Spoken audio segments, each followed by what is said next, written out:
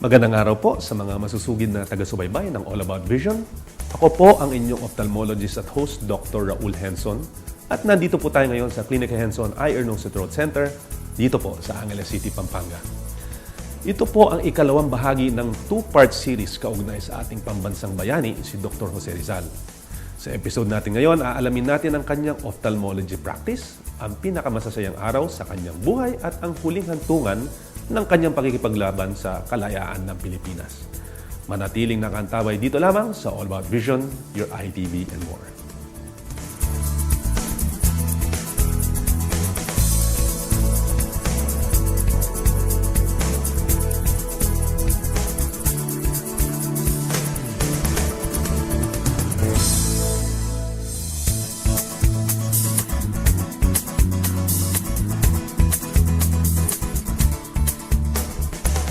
Welcome sa All About Vision. I'm your host, Dr. Raul Henson.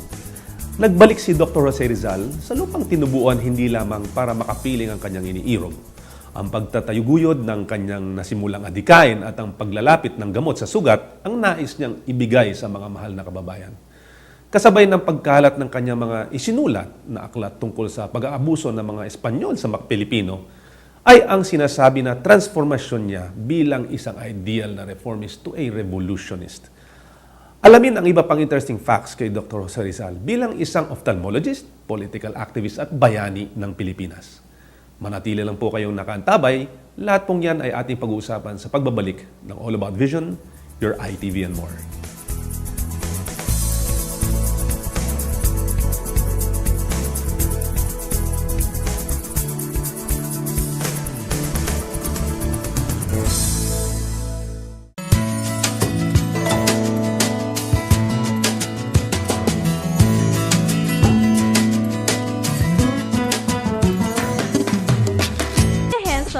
Eye, Ear, and Nose Throat Center, located at 066 MacArthur Highway, Angeles City.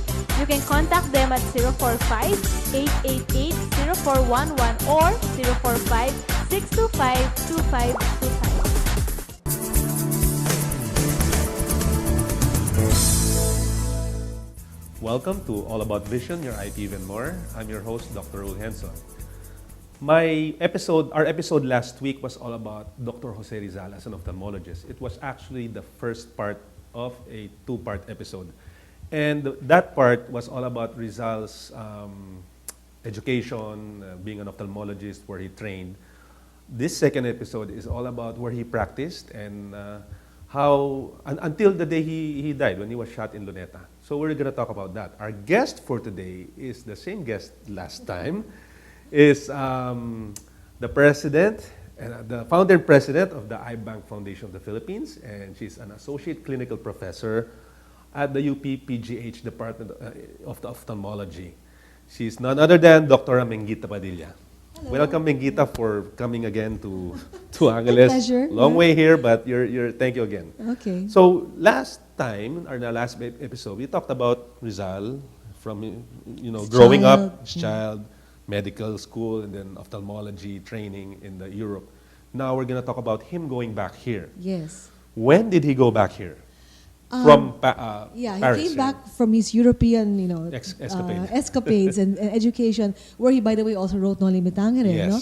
He came back in August 1886. 86. Okay. Where did he go? And he went straight home, no? To Laguna. To Laguna, Okay. because the reason he was homesick, he was lovesick. Mm-hmm. No, he wanted to see again his love, Leonor Rivera, So, and he wanted to also operate on his mother's eyes, Okay. her cataracts. Okay. Unfortunately, Let's touch a little bit about on the love life. oh remember? yeah, unfortunately, he never saw Leonor Rivera again. But he went home, you said. He went Laguna. home, yeah, but before he had come home, her mother, Leonor, sent her to Pangasinan.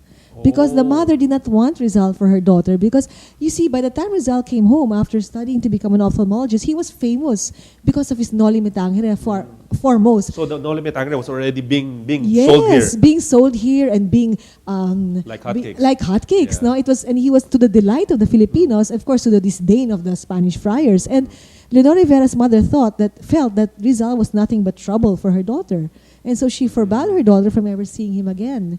And the parents of Rizal told him that. And prior to that, she had also made sure that the letters of each other never reached them. So they never reached. The letters, after a while, the letters stopped because she bribed one of the postmen to confiscate the letters. Yes. Wow. The letters from Rizal was given to the mother. Wow. And the letters of Lenore never reached Rizal. No email during that time. Yeah, so they did. So she thought that he forgot about her, but of course, deep in her heart, she said, But anyway, he never saw her again. So Yeah. she never saw. He never saw Lenore again. She married a British man named Kipping, but she never stopped loving him. Okay. No. So our next slide would be the house of Rizal. So Yeah. this is where he practiced. Yes, basically In the house. in his house in Laguna, where he had a very good practice, and based Ophthalmology on practice. ophthalmology practice. To be a European trained ophthalmologist in the Philippines and Yes, probably in during Southeast that Asia, time. the only one at the time, that was something. So wait, Dr. Jose Rizal was the first yes, ophthalmologist in the trained, Philippines. yes, yes, Practicing. and European trained in the Philippines. Wow. So and he was trained by the best in Europe. So his By De name Wecker? by De Wecker and Becker, Becker, and his okay. name reached far and wide. So he developed a very good reputation, and they say he earned in his 5 months of practice, he earned like 5,000 pesos. At the time, that was a fortune. That was a So he was doing quite well. Quite Now, well. he also was able to operate on the first eye of his mother. Okay. And it went well. Okay? So this is a the famous painting famous of Rizal painting. examining his mother.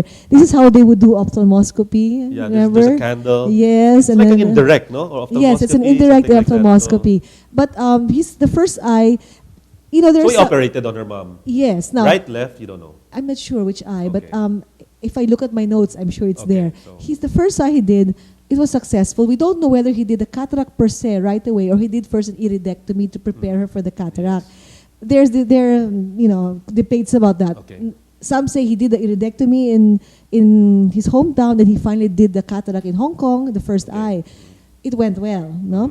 The second eye was done later on in exile in Dapitan, Dapitan. and it did not go well. Okay, so Okay. this one, Was I think this was already the second eye. second eye. So we'll Yes. talk about the Dapitan eye later. Yes, Okay. but sorry, the first time it was good.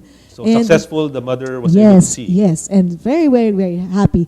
However, his happiness was short-lived because he was forced into exile again. Okay. He had to. So He where could did he only go? stay in 6 months in the Philippines. He went around. He went to Japan. He went to Barcelona. He went to the United States. In fact, in the ship, he would do sketches. Sketches of people in the ship. Okay, in a French steamer from his sketchbook. Oh, okay, So Rizal draws pretty well. Huh? he was a sculptor as well. Draws pretty well. Yes, he was an and artist. then later we'll know that he's an anthropologist, naming Yes, insects yes. by its name. Anyway, he went around. He was a wounded warrior. So But from here, he was exiled too? he went first to the United States and he ended up again in Europe.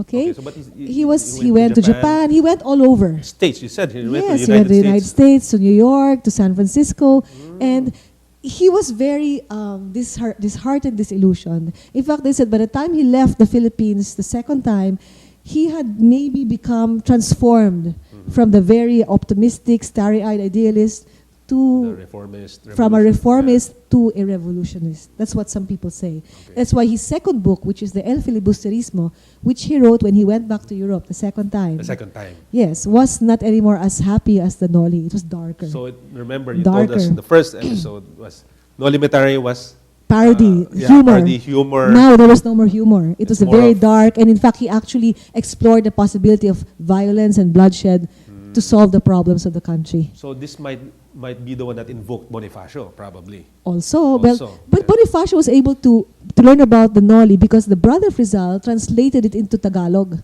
Oh, this is Pasiano, Pasiano. yes, translated Noli into Tagalog. So he was also very instrumental in the revolution. See? And El Filibusterismo. Also.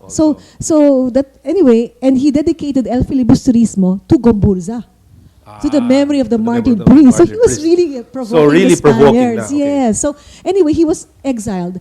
He was only able to practice real ophthalmology again when he went to Hong Kong Okay, so in 1891. So in 1891 he went to Hong Kong. Yes, So he was from hoping to come back to the Philippines, but parang Hong Kong was like a layover, a stopover. Stopover. Because they said, "Don't come back; it's too hot here. You'll Okay.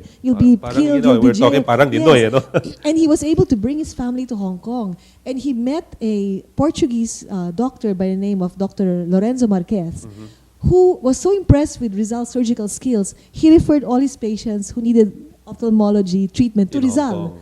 And so if you see, Rizal had a nice calling Yeah, card. later we'll see that. Yeah. Anyway, no, that's for the second part. Anyway, okay. so he went to this Hong Kong. is from 1886 to 1991. 1891. 1891, sorry, 1891. So that was 1887 to Philippines, 1891. and then he went around, all all over and US, then back to back Hong to Kong. Europe, then finally to Hong Kong. which is a stepping stone back to the Philippines. Yes. One of the reasons also he left the Europe is he was fed up with this La Solidaridad movement, the revolutionary people there. Yeah. Because instead of using the money for the revolution or for the reform movement, some were just using it for debauchery, for drunkenness. Yeah, I mean, I'd like to use, for prostitutes, Yeah, etc. okay. And some are even raising money using his name, but not using it for the cause. So he got was tired of it. Tired of it. So he said, I'm going back to in fact, he even said, if Filipinos think that those of us who are far away can really help you, you're mistaken. We have to bring the cure close to the wound. He said that. So we Like a went back. doctor. Okay. We have to go back there. No? Then it was a stepping stone back to the Interesting. Philippines. But he had a good practice in Hong Kong. Okay, so that will be the first part again. Our second part later will be his latter part, practice in Hong Kong, in Dapitan, and until his death. Okay? Okay. So to our viewers, okay, just stay here and we just have a quick break.